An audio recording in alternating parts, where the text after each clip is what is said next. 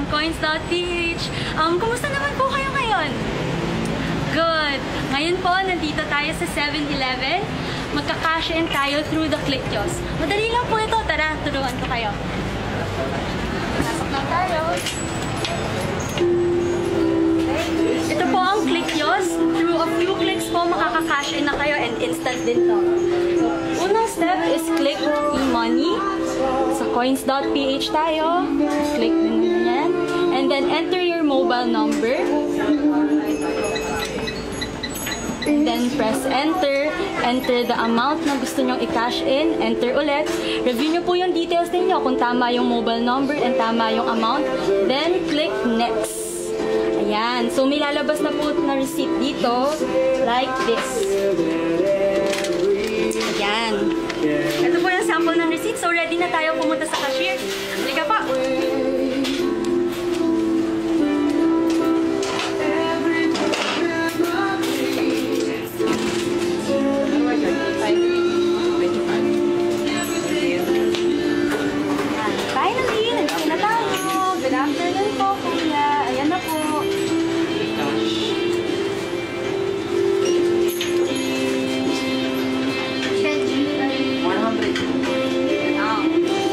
Exact amount.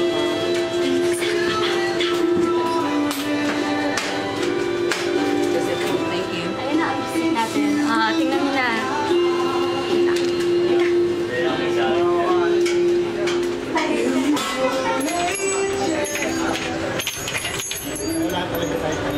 So, ayan na po ang receipt natin. Ayan. Check din natin yung coins wallet natin kung nakapasok na doon.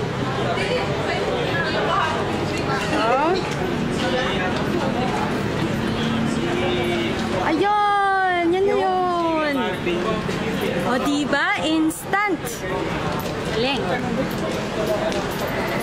So, kung gusto nyo pa po ng mas maraming mga demo like this, ini-invite po namin kayo sa seminar namin this coming Saturday na!